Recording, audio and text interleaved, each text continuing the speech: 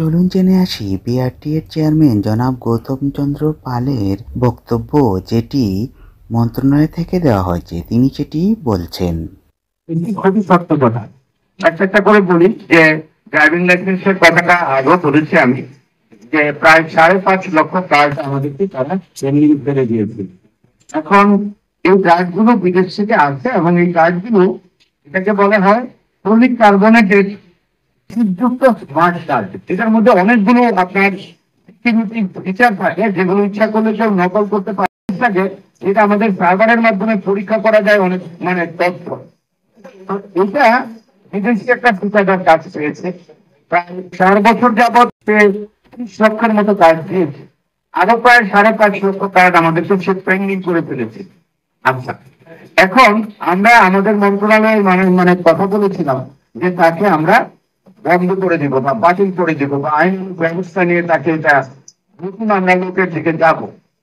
তো এখন মন্ত্রণালয় যেটা বলেছে যে তোমরা নতুন আরেকজন ঠিকাদার নেওয়ার জন্য প্রক্রিয়া করো, আমরা করছি, কিন্তু তাকে যদি বন্ধ করে এই মুহূর্তে বাদ দিয়ে দেয় তাহলে কিন্তু যে পরীক্ষা দিচ্ছে যারা বা যারা লাইনার নিচ্ছে বা যারা নাকি আপনার ওই যে কিছু কিছু পাচ্ছে, কিন্তু এখন আমরা প্রতিদিন 4,000 করে দিতেছি আমাদের জরুরি কিছু কাজ, মানে পুরো কাজটাই তখন বন্ধ হয়ে যাবে।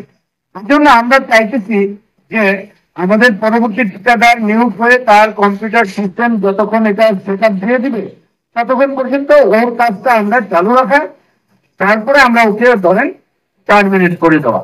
আর এই সময়ের মধ্যে ওই যে 4 লক্ষ কার্ড সে আনার কথা দিয়েছে বা আর একটু বেশি কার্ড আনা, তাকে যত ধরনের চাপে রেখে তার কাছ থেকে আদায় করে আমরা মানুষকে পৌঁছে দেওয়া, আমরা আপ্রাণ চেষ্টা করে যাচ্ছি এটা। তো ওনার বক্তব্য থেকে বোঝা যায় যে বিআরটিএ থেকে সুপারিশ করা হয়েছিল যে এই ঠিকাদারি প্রতিষ্ঠান মাদ্রাজ সিকিউরিটিজ গার্ডসকে বাদ দিয়ে দেওয়া, কিন্তু মন্ত্রণালয় থেকে নির্দেশ দেওয়া হয়েছে যে এখন হঠাৎ করেই এই মাদ্রাজ সিকিউরিটিজ প্রিন্টার্সকে বাদ দেওয়া যাবে না, কারণ পুরো সিস্টেম বন্ধ হয়ে যাবে হঠাৎ করে বন্ধ করে দিলে। এই বিআরটিএ থেকে নির্দেশ দেওয়া হয়েছে তারা যাতে নতুন করে ঠিকাদারি প্রতিষ্ঠান নিয়োগের কার্যক্রম শুরু করে। তারা বাংলাদেশে 4,000 কার্ড সাপ্লাই দিচ্ছে মাদ্রাজ সিকিউরিটিজ কোম্পানিজ। তো এই কার্ডগুলো বন্ধ হয়ে যাবে, তাই নতুন ঠিকাদারি প্রতিষ্ঠান নিয়োগের পর তারা তাদের কার্যক্রম শুরু করে কম্পিউটারের মাধ্যমে সব কিছু নিজের আয়ত্তে এনে তারপর এই মাদ্রাজ সিকিউরিটিজ প্রিন্টার্সকে বাদ দিতে হবে, এর আগে দেওয়া সম্ভব নয়। আর তাতে করে গ্রাহকরা এর মধ্যে যতগুলো ড্রাইভিং লাইসেন্স পাবেন, আর এগুলো নতুন সিকিউরিটিজ প্রিন্টার্স অর্থাৎ নতুন ঠিকাদারি প্রতিষ্ঠানের সাথে চুক্তি হওয়ার পর নতুন করে আবার তা বাস্তবায়িত হবে। ধন্যবাদ।